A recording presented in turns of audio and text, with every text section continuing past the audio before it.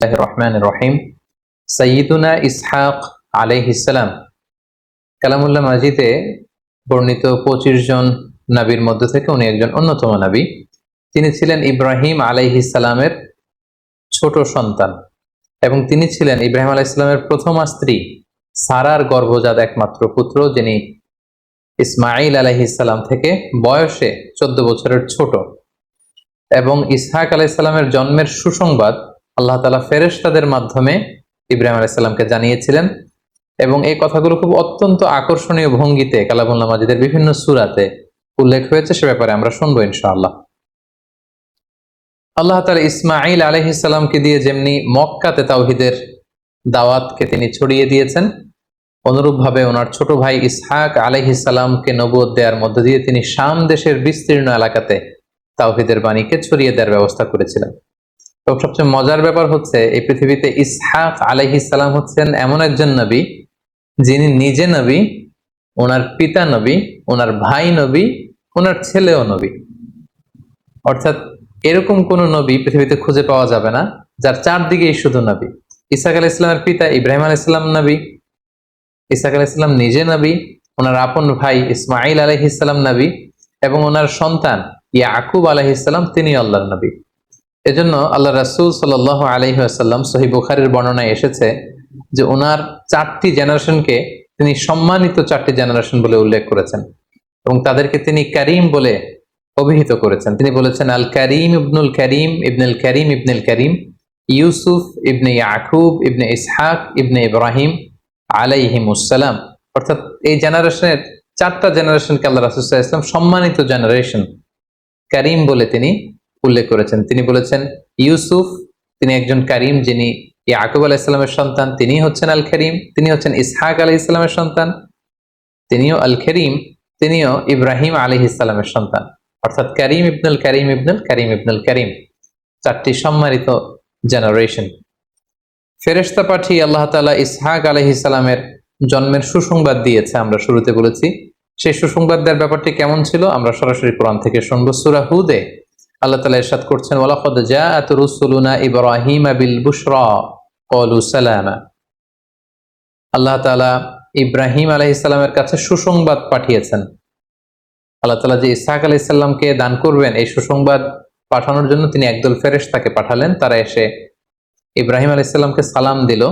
ক্বালা সালাম, ইব্রাহিম আলাইহিস সালাম সালামের উত্তর দিলেন। ফামা লাবিসা আন জাআ বিআজলিন হানিফ। আমরা জানি যে ইব্রাহিম আলাইহিস সালাম অত্যন্ত অতিথি পরায়ণ একজন নবী ছিলেন।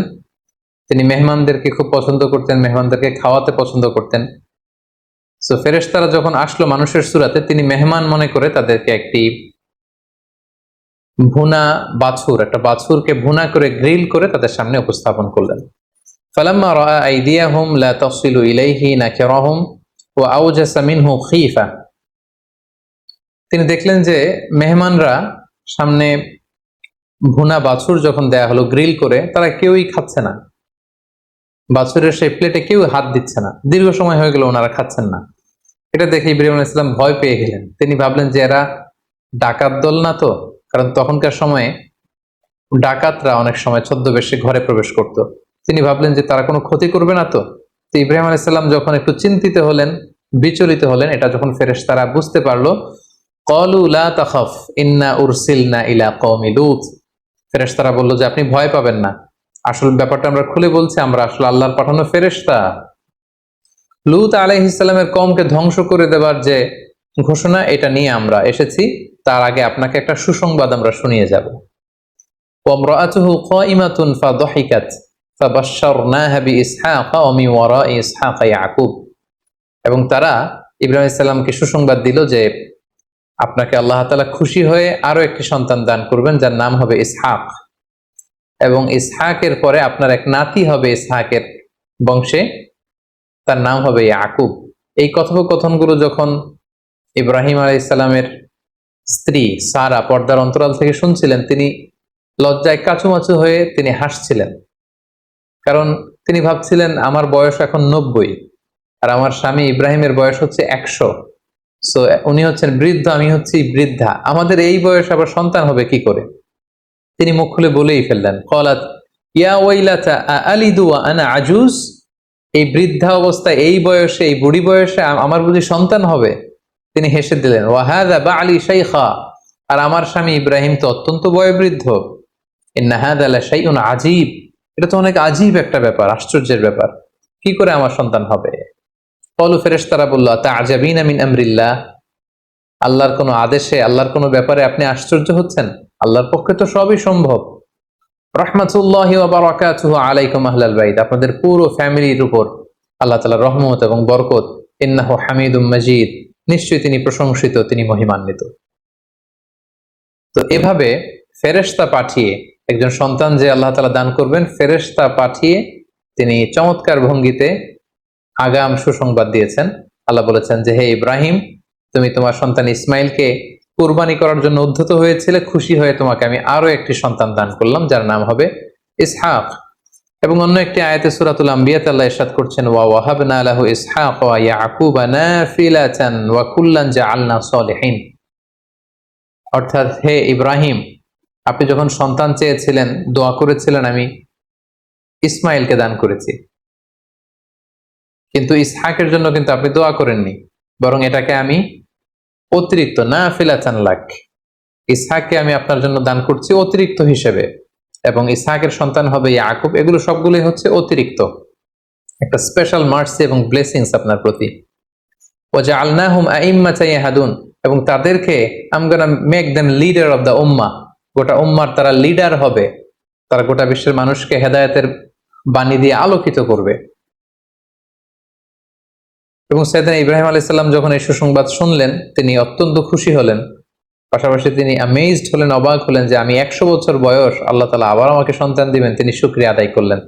তিনি বললেন, আলহামদুলিল্লাহিল্লাযী ওয়াহাবা লি আলাল কিবারি ইসমাঈল ওয়া ইসহাক ইন্না রাব্বী লাসামিউদ দুআ। প্রশংসা সেই সত্তার, সে আল্লাহর, যিনি এই বুড়ো বয়সে, এই বার্ধক্যে উপনীত অবস্থায় তিনি আমাকে দুটি সন্তান দিচ্ছেন। ইসমাইলকে তো দিয়েছেন, তার 14 বছর পরে তিনি ইসহাককে দান করার এই সুসংবাদ তিনি আমাকে শোনাচ্ছেন। সাইয়েদনা ইসহাক আলাইহিস সালামের ব্যাপারে আলাদা করে কোনো ঘটনা কালামুল্লাহ মাজিদে উল্লেখ পাওয়া যায় না, বরং অন্যান্য নবীদের সাথে মিলিয়ে আল্লাহ তাআলা সাইয়েদনা ইসহাক আলাইহিস সালামের ব্যাপারে বিভিন্ন আয়াতে তিনি কথা বলেছেন। যেমন সূরা নিসা আল্লাহ তাআলা ইরশাদ করছেন, ইন্না আওহাইনা ইলাইকা কামা আওহাইনা ইলা নূহ ওয়ান নাবিয়িনা মিন বা'দিহি ওয়া আওহাইনা ইলা ইব্রাহিম ওয়া ইসমাঈল ওয়া ইসহাক ওয়া ইয়াকুব ওয়াল আসবাত। এই আয়াতে আল্লাহ বলছেন, হে নবী, আমি আপনাকে যেমনি ওহী দান করেছি, নূহ আলাইহিস সালাম এবং অন্যান্য নবীদেরকে যেমনি আমি ওহী নাজিল করেছি তাদের উপর, আপনার কাছে ওহী নাজিল করেছি। পাশাপাশি আমি ইব্রাহিমকে ওহী করেছি, তার ছেলে ইসমাইলকে ওহী করেছি, ইসহাকের প্রতিও আমি ওহী করেছি বা প্রত্যাদেশ করেছি। এভাবে অন্যান্য অনেক নবীদের সাথে মিলিয়ে আল্লাহ তাআলা ইসহাক আলাইহিস সালামের কথা উল্লেখ করেছেন। পাশাপাশি সূরাতুস সাদ আল্লাহ তাআলা বলছেন, ওয়াযকুর ইবাদানা ইব্রাহিম ওয়া ইসহাক ওয়া ইয়াকুব। স্পেশালি আল্লাহ তাআলা 3 জন নবীর কথা উল্লেখ করলেন। আল্লাহ বললেন, হে নবী, আপনি আপনার কোরআনে এবং কুরাইশদের কাছে আমার বিশেষ 3 জন নবীর কথা উল্লেখ করুন। একজন হচ্ছে ইব্রাহিম, আরেকজন হচ্ছে ইসহাক, আরেকজন হচ্ছে ইয়াকুব, অর্থাৎ নাতি, ছেলে এবং বাবা, 3 জেনারেশনকে আল্লাহ একসাথে উল্লেখ করলেন এবং বললেন, উলিল আইদি ওয়াল আবসার, তারা হচ্ছেন উলিল আইদ মানে শক্তিশালী। এই 3 জন নবী কোন দিক থেকে শক্তিশালী? আল্লাহর আদেশ বাস্তবায়নে তারা খুব শক্তিশালী ছিলেন। ওয়াল আবসার, তারা ভিশনারি ছিলেন, তারা চিন্তাশীল ছিলেন, তারা দূরদৃষ্টি সম্পন্ন ছিলেন। আল্লাহ তাআলা বলছেন, ইন্না আখলাকুর, আখিরাতে সফল হওয়া যায় এ নিয়ে তারা সবসময় চিন্তিত থাকতেন। ওয়া ইন্নাহুম ইনদানা লামিনাল মুস্তাফাইনাল আখিয়ার, and they are the chosen personality to me. যে 3 জনের কথা বললেন, আল্লাহ বললেন যে তারা হচ্ছে আমার কাছে চুজেন, মনোনীত, পছন্দনীয়। সুবহানাল্লাহি বিহামদি। এভাবে অন্যান্য নবীদের সাথে মিলিয়ে বিভিন্ন আয়াতে আল্লাহ তাআলা ইব্রাহিম আলাইহিস সালামের ছোট ছেলে ইসহাক আলাইহিস সালামের ব্যাপারে তিনি উল্লেখ করেছেন। ইসহাক আলাইহিস সালামের দাওয়াতি কাজের ব্যাপারে যদি কথা বলতে হয়, তাহলে আমরা বলবো যে তিনি শাম দেশে মানে ফিলিস্তিনের বিস্তীর্ণ এলাকায় সেখানকার অধিবাসীদের মাঝে তিনি তাওহীদের দাওয়াত দেন, রিসালাতের দাওয়াত দেন, আখিরাতের দাওয়াত দেন, এবং সেখানকার অধিবাসীদের মাঝে তার বাবা ইব্রাহিম আলাইহিস সালামের রেখে যাওয়া মিল্লাত ইব্রাহিম এবং দ্বীনে হানিফের তিনি আবাদ করেন। অর্থাৎ ইব্রাহিম আলাইহিস সালাম যে দাওয়াত দিচ্ছিলেন সে দাওয়াতেরই পূর্ণতা দান করেন সাইয়েদনা ইসহাক আলাইহিস সালাম। অন্যান্য নবীদের মতো তার জাতিগোষ্ঠীর পক্ষ থেকে বিরোধিতা বা রিজেকশন এরকম কোনো কথা কোরআনে উল্লেখ হয়নি, এবং সেখানে কোনো আযাবের কথাও উল্লেখ হয়নি। সাইয়েদনা ইব্রাহিম আলাইহিস সালামের ফুটস্টেপকে ফলো করে সাইয়েদনা ইসহাক আলাইহিস সালাম কানানের, ফিলিস্তিনের, শাম দেশের বিস্তীর্ণ এলাকা জুড়ে তিনি তাওহীদের রিসালাতের দাওয়াত দিয়ে দিয়ে তিনি তার জীবনকে অতিবাহিত করেছেন, এবং তিনিও তার পিতার মতো সে ফিলিস্তিনে ইন্তেকাল করেছেন। এবং সাইয়েদনা ইব্রাহিম আলাইহিস সালামের কবরের পাশে সাইয়েদনা ইসহাক আলাইহিস সালামকে কবর দেওয়া হয়েছে, এবং স্থানটি এখনো আল খালিল জায়গা নামে পরিচিত, এবং যে খালিল নামকরণটি বা নামটি সাইয়েদনা ইব্রাহিম আল খালিলের নামের সাথে মিলিয়েই খালিল এলাকা হিসেবে চিহ্নিত হয়েছে। সম্মানিত সুধী, সাইয়েদনা ইসহাক আলাইহিস সালামের জীবনী নিয়ে আলোচনা করবার পরে এবার আমরা ওনার জীবনী থেকে কিছু শিক্ষা খুঁজে বের করবার চেষ্টা করব, কিছু লাইফ লেসন। প্রথম যে লাইফ লেসনটি আমরা পাই সেটি হচ্ছে ইসহাক আলাইহিস সালামের বার্থ, জন্মটাই ছিল একটা মিরাকেল, একটা অলৌকিক ঘটনা। কারণ ওনার মা সারা, ওনার বয়স ছিল 90, ইব্রাহিম আলাইহিস সালামের বয়স ছিল 100। আমরা আমাদের সময়কালে 100 বছরের কোনো বয়োবৃদ্ধ নারী পুরুষের মাধ্যমে সন্তান হবে এটা কল্পনাই করতে পারি না। তো এজন্য এটা একটা মিরাকুলাস ব্যাপার ছিল। এজন্য এই ইসহাক আলাইহিস সালামের জন্মের সুসংবাদের জন্য আল্লাহ তাআলা ফেরেশতা পাঠিয়েছিলেন। এখান থেকে আমরা যেটা শিক্ষা পাই সেটা হচ্ছে আল্লাহ তাআলার পক্ষে সবই সম্ভব। Everything could be happen. তিনি সবকিছু করতে পারেন। তিনি মরুর বুকে ঝর্ণা বহাতে পারেন, তিনি বিশাল নদীকে মরুচর বানিয়ে দিতে পারেন, তিনি পাহাড়কে দরিয়া করতে পারেন, তিনি দরিয়াকে পাহাড় করতে পারেন। এমন কোনো জিনিস নেই যেটা আল্লাহ তাআলার পক্ষে সম্ভব না। তার চাক্ষুর জলজন্ত প্রমাণ হচ্ছে সাইয়েদনা ইসহাক আলাইহিস সালাম জন্মগ্রহণ করেছেন এমন বয়সে যখন ইব্রাহিম আলাইহিস সালাম বয়োবৃদ্ধ, যখন তার মা সারাও বৃদ্ধা। তো প্রথম যে শিক্ষাটা পাই, আল্লাহ তাআলার উপর অবিচল আস্থা এবং বিশ্বাসের শিক্ষা আমরা পাই, তিনি চাইলে সবকিছু করতে পারেন। দ্বিতীয় যে শিক্ষাটি আমরা পাই সেটা হচ্ছে বিশ্বাসী হিসেবে আমাদের কখনো হতাশ হওয়া ঠিক না।